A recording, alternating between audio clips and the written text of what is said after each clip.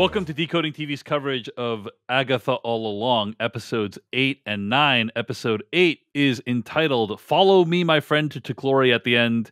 Episode 9 entitled Maiden Mother Crone. This is the end of the show, Agatha All Along. We've seen all the episodes. We're going to spoil all the episodes. We now have an understanding of what exactly this show was trying to do.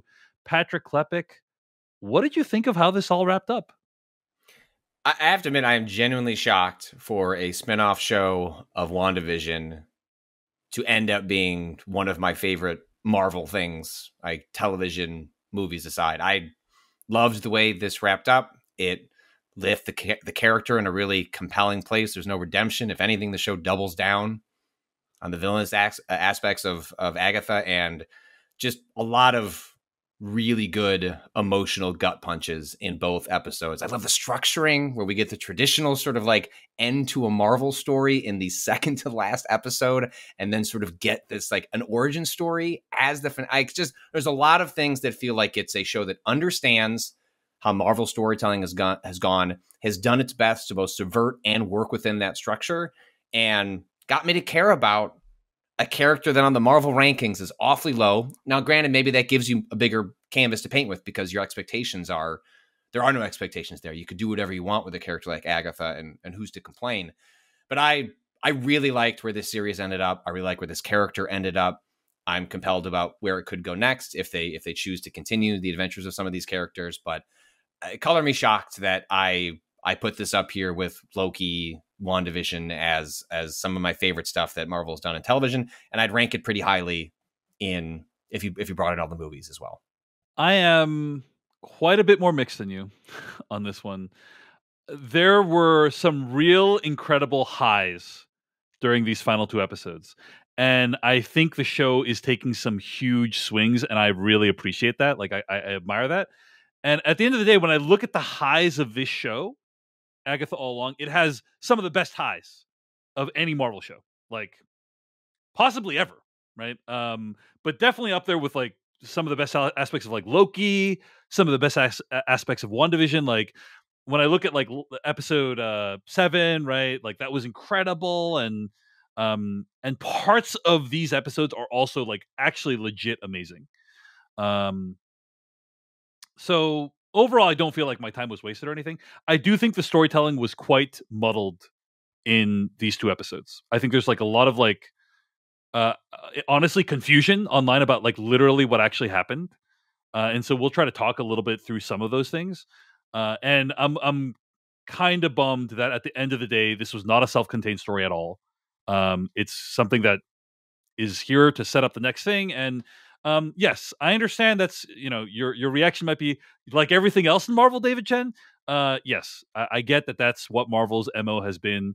I think there was a reasonable expectation given like the whole new set of characters and the fact that it's kind of focused on this spin-off character that, hey, we might get like a self-contained story on this one. Like that I'm always hoping.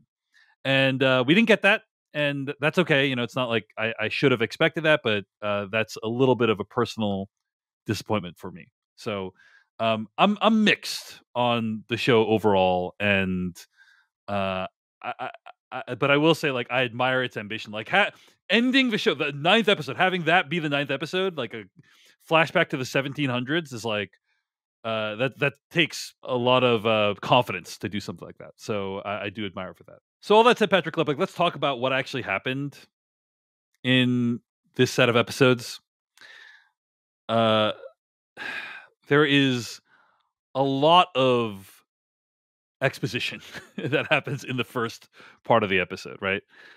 So essentially, Rio, I'll call her Rio, but she's Death, right? Rio is not happy with Billy because he's taken someone else's life, and it's an abomination, right?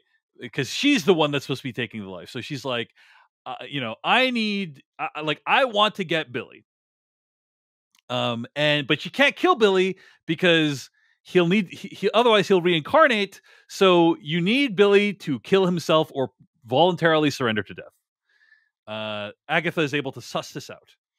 And meanwhile, Agatha wants Rio to stop tormenting her. So she says, okay, if I deliver Billy to you, if he self-surrenders to you, you let me go and stop bothering me. And Rio says, okay, I can do that, but you'll still die, but like I will stop harassing you. And so that's the deal they make. They get to the end of the road. So that, Agatha teams back up with whoever's left alive, Jennifer, Kale, and Billy. They get to the end of the road and they find out that it's a circle. And I will say, Patrick Klepek, this part of the episode, there were like references in this episode, in my opinion, to two movies I really love, right? The first one is this movie by Darren Aronofsky called The Fountain. Mm-hmm. I think there were some like visual references to that. I'm guessing, I'm not sure. And then the second movie is The Usual Suspects, obviously, which is like has a very similar ending to the ending of episode 8 of this show. But one of the cool things about The Fountain, so I'm going to spoil the Darren Aronofsky film The Fountain. Have you seen it, Patrick? Ages ago. I mean, that movie's from like what, 2008, something like that. Like love that movie. It's a minute. It's one of my favorite movies of all time. And it's about this guy played by Hugh Jackman who wants to cheat death. He wants to find the fountain of youth. And the story takes place over like 3 different time periods, but in one of the time periods, he is a conquistador who finds the tree of life.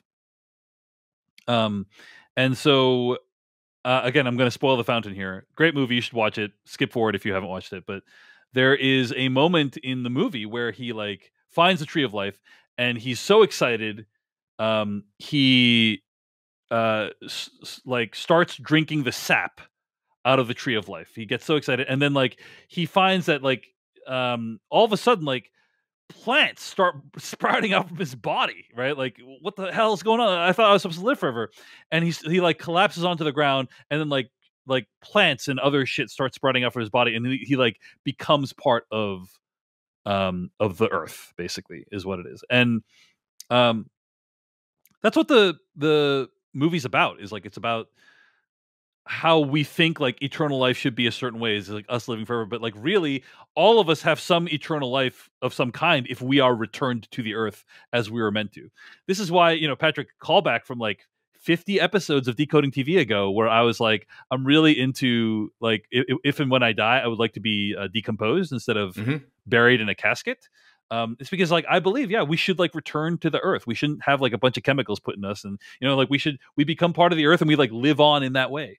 And there is this idea of like the cycle of life, and like life is a circle. Like you come from nothing and then you return to the earth. You go back to the earth. Like we came out of the earth. All of our like all of our molecules and stuff came from stardust and came from the earth, and then we return to it at the end.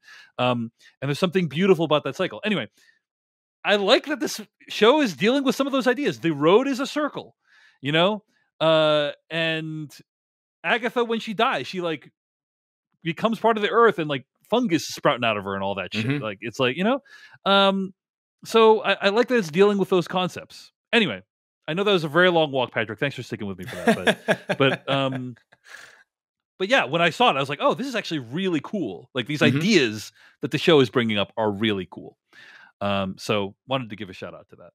But anyway, they get to the end of the road at the circle. Billy puts on his shoes, and then the 3 of them, Billy, Agatha, and Jennifer, awaken in body bags in Agatha's basement, which is like a really weird basement she's got there. But it's revealed that Agatha was the person that bound Jennifer 100 years ago, and she does this incantation and she gets freed. And then Billy is trying to find his brother, or trying to find a place for his brother, I think, right? Yeah, like sort of his soul, or however you want to describe, like his presence, like is scared and just searching for somewhere, right, to land. Billy and he finds this really sad situation where this kid is being drowned, really horrifying. Yeah. But he's like, oh, the soul can go there, and hopefully I didn't kill that kid. that's because he doesn't understand the full extent of his powers. Yeah, right, exactly. Yeah. So anyway, then that happens, and then so Billy vanishes because he gets what he wants. And then Agatha then faces off, like Agatha figures out the puzzle. She makes life from death, and then breaks out of the cellar where she's being kept and accomplishes the final mission in the Witch's Road. has an encounter with Rio. Rio's like, hey, like I have to kill. You owe me a life, Agatha. Billy comes in and then decides to sacrifice himself, and then Agatha's like, actually, that was the plan all along, was to get you to sacrifice yourself. Ha ha. And then Billy says, oh, is this what happened to your son, Nicky? And then Agatha seems so moved by that she actually makes out with Rio, and then Agatha dies. So that's what happens in episode 8, right? And then in episode 9, we flash back to 1750, where we get all the backstory about Agatha. And there's been a lot of confusion about this, Patrick Klepek. Like, I've seen like multiple interpretations of like what is happening online.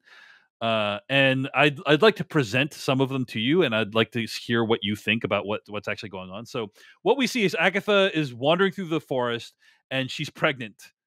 And then she is really worried about the fate of the baby, and she like has the baby right there against a tree, which is actually pretty freaking badass in my opinion. And what's her name? Rio shows up. A younger, different looking version of Rio shows up and says, you know, importantly, Agatha, like, the baby is not born when yes. Rio shows up. She is in labor. Like the baby is about, but like she is not actually like the baby is not present yet physically. And Rio appears. You know, Agatha wants her to spare the baby, and Rio says, all I can give you is time. Now, some people have interpreted this to basically mean that the baby was not supposed to live, and that Rio is granting her time because of Rio and Agatha's relationship in the past as a favor. Some people have interpreted this to mean the baby is not supposed to live, and that's why Agatha goes absorbing witch powers, is because she needs the witch powers to keep the baby alive. And notice the one time when she didn't get the witch powers, the child dies, right? Like that's none of this is explained. The history of like Rio and Agatha's relationship is not explained, and like why Rio would be willing to grant more time. Like none of this is explained, and I think it's like creates for like a fairly muddled story, in my opinion. Patrick, what was your interpretation of any of this? Well, I mean, I found, I watched the sequence with my wife, like that. Miscarriages, things of that are extremely common. Like losing children at childbirth is not uncommon, and it was hard for me to not look at that sequence as like what any parent would ask for is like, all I would like is more time in faced with a situation like that. But that is like, what does that mean to ask for more time? And like what becomes the burden or the curse of that ask for more time? My interpretation of what occurred was that because she is a witch, she can see death. And like whether or not they have a past prior to this moment, I do not know. But that it is a different relationship than you and I. Like in theory, I think what the show is presenting is like, because these witches can see death in a way that like we cannot, because they are more attuned to the elements of the earth and the cycle of how like life and death work. And so they can actually have a conversation. Like there's actually a really great moment early on where what's the character's name? Like when she realizes she has died and like Rio comes for her. She's looking at her dead body. Alice Wu Gulliver, and I think there's a really like touching moment for Death, who is kind of a neutral character in all of this, and says, "Well, you're a protection witch. You did what you were supposed to do," and then that is her acceptance to kind of cross over.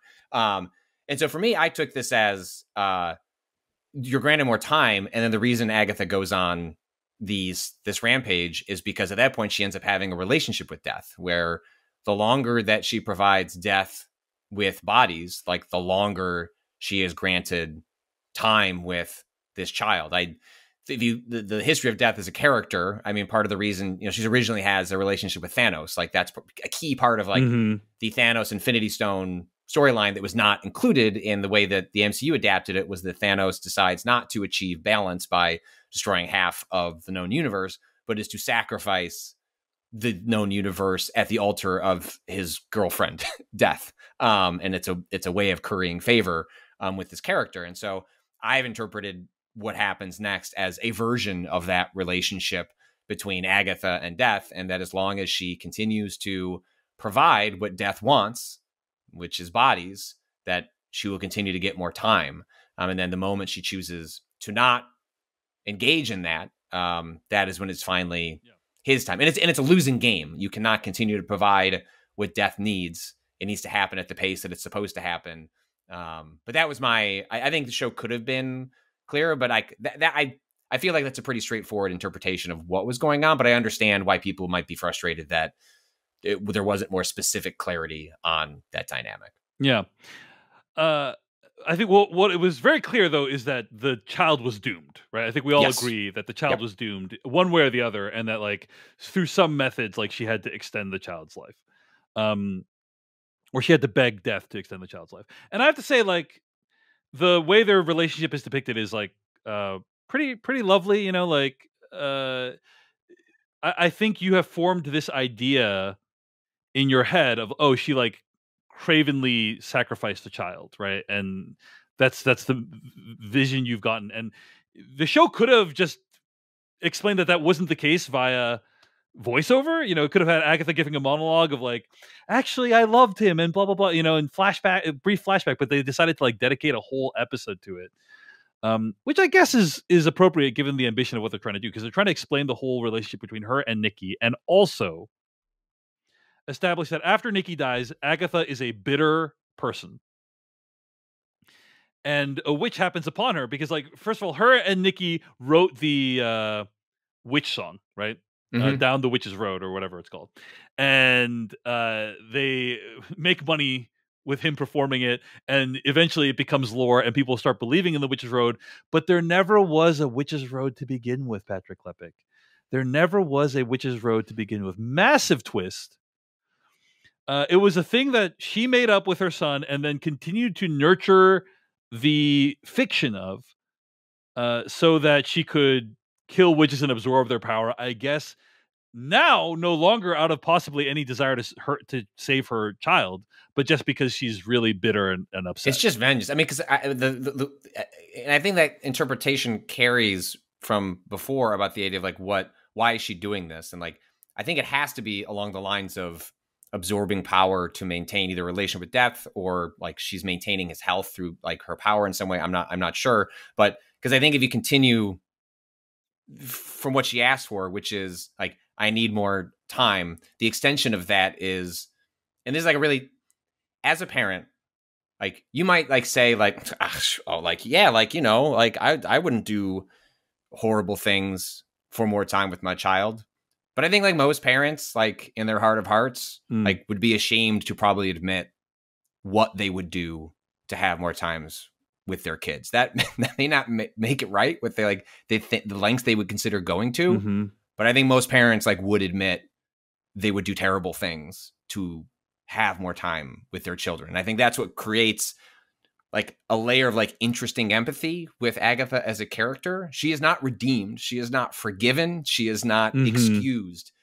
And yet, like, my wife and I watching it, we're like, yeah, like, I'd probably kill those witches too. Like, we watched the first part. Like, we didn't watch the second part. Like, my youngest was having trouble going to sleep, and she has a ritual where, if she's having trouble going to bed, you can come out and you can do some coloring, and you can, I think I've told the version of the story on the podcast before. Like, you can watch what dad is watching or what mom and dad are watching, as long as it isn't, like, wildly inappropriate. And so she was watching a little bit of this show with us, not the second episode, parts of the first episode. And so, like, I just sat with, like, my 4-year-old and she was, like, cuddling with me and, like, asking questions about the show. It was very cute. And then we cut to, like, an episode where it's like, well, what lengths would you go to?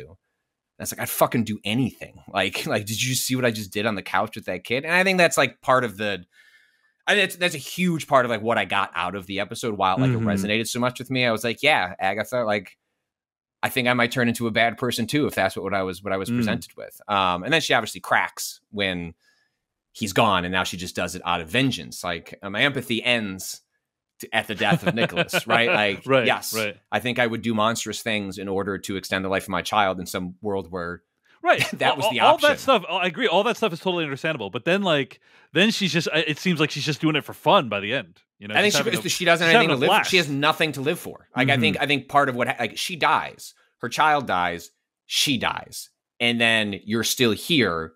What are you supposed to do?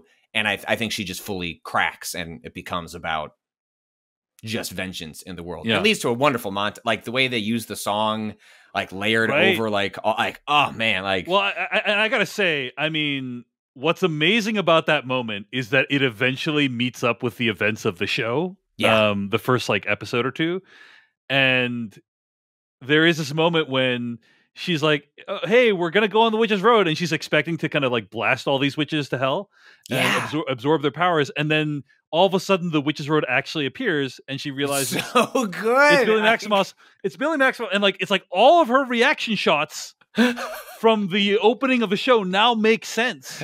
Yeah.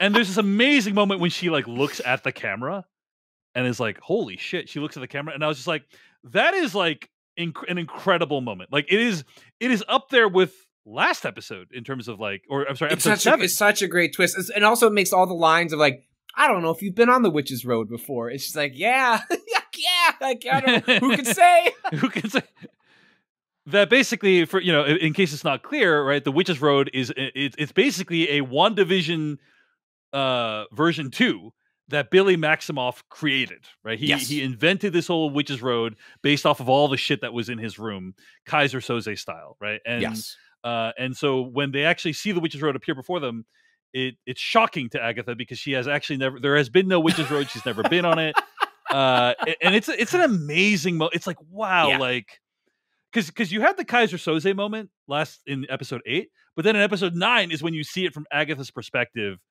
And that is pretty mind blowing. It is like, oh wow, like and it cuts to all the moments that happened throughout the show of like, well actually no, that was episode 8, but like it cuts to the moment when she's down in the prison, and the way the montage is put together, it's like the same camera angles and movements as what we saw in the first episode of the show or the first couple episodes of the show, and it's like, oh wow, like this is a show that they really put thought into. Well, they thought again, like I know, and I understand your issues with how it ends with a with a ... and the way all Marvel projects like are, regardless of even if we're entering a different mode of television, they're still going to end with a ... And I get that, but like again, it's sort of like why I speak to like what Jack Schaefer, the showrunner, like working within the constraints like of the assignment, like.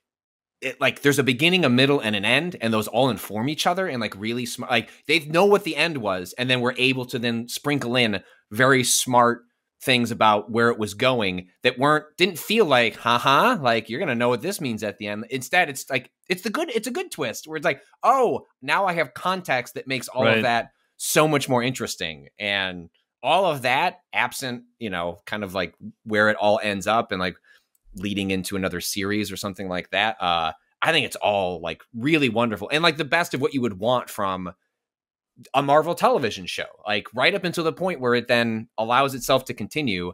It really feels like really self-contained and interesting with good arcs. And I really adored it. Yeah. And like I said, like the highs that this show takes us on are like higher than pretty much any other MCU TV show, other than maybe WandaVision. Like maybe Loki. It's like this show gave me 2 like holy shit, maybe arguably 3 if you count like mid episode 9, end of episode 8, the entirety of episode 7, like 3 holy shit moments. That's solid. I have to give the show credit, even though I have to say though, like it was just such a different show in the first half, I think, right? Like we thought we were getting this like, they go through an escape room every week. Like that's the show. And it's like, okay, that's not that. They still do. They don't lose the format, but yeah, but it gets more interesting by the end. For sure. Opinion. So anyway, so there's this great scene where Billy wakes up and goes home, and his parents are like, "You haven't been home for 24 hours." It's like, wow. It has been like 2 months of real world time. In the meantime, he's had like one extremely intense day. But I do just want to also give a shout out to the Kaiser Soze moment. Like he's looking at all the stuff and it's like, oh wow, he is the Witch's Road. He made the Witch's Road. That was a cool moment. All right. Anyway, so he goes back down to the basement, and I guess he wants to like make a little memorial for the witches that died. And that was another moment where Patrick, where I feel like the show didn't really hit, because I think we're meant to think of that's like a very profound, powerful moment when he like carves these witches' names in the stone. But even Agatha's like, when he brings up the names, she's like, who is that person? The gardening lady? Like that was my reaction too. And so that didn't quite hit as it was supposed to for me, of like, this is like one of the capstone moments of the show, is like him putting the names on the thing. And I'm like, I didn't really care that much.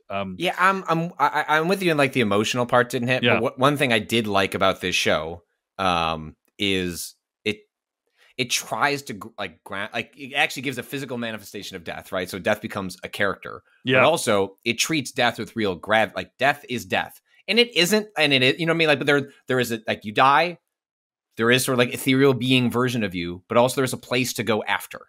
And so when you do die, there is a consequence to that. And I like the fact that in a comic book show, it tries to wrestle with what does it mean to have these extraordinary beings with extraordinary powers, and still at the end of the day, when you die, you die. And I think I like the fact that the show tried to wrestle with what that means within a comic book context and try and give it some actual weight, which I think is supposed to be that's supposed to be the exclamation point on that, with like putting those down. It's like, no, like those characters are gone.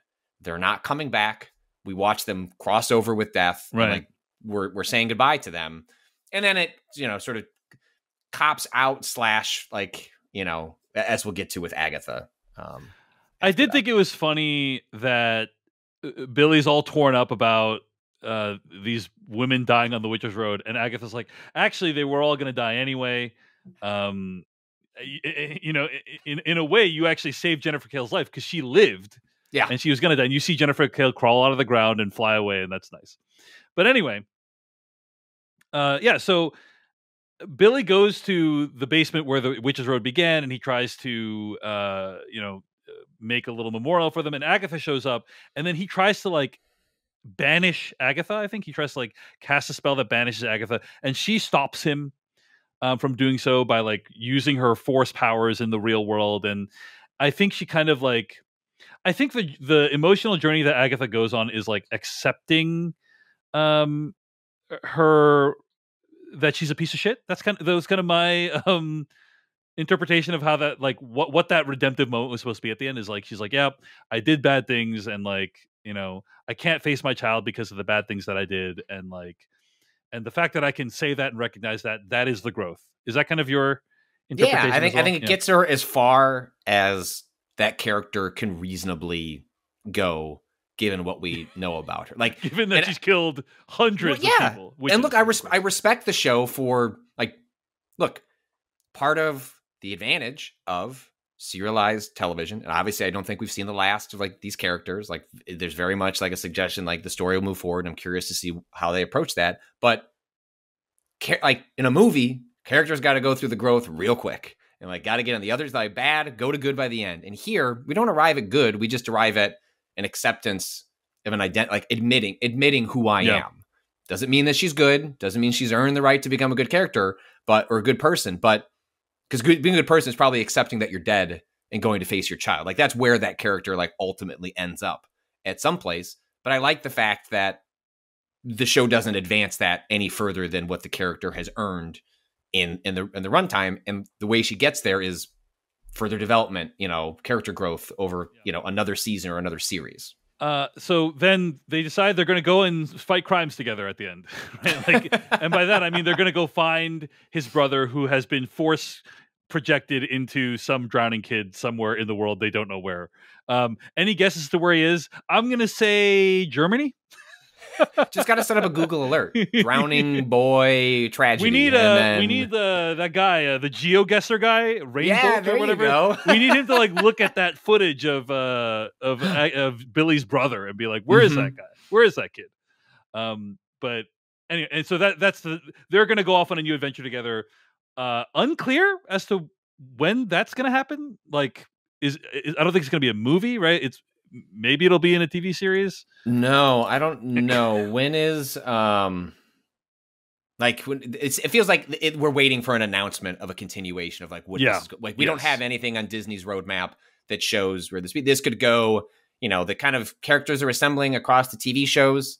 They are gesturing in the direction of a Young Avengers. That's hard to imagine doing Young Avengers as a television show. I don't know where this like goes next, but I will say like between WandaVision and this show, like Jack Schaefer, like who's like one of the showrunners of both of those, I would love if they just gave her this little corner of like this little magic, like whatever this is, whatever they're carving out here. She gets the characters. Like I would love if they just kind of they were kind of setting up at a certain point before the alt-right, the far right tried to cancel James Gunn over sort of like shitty tweets.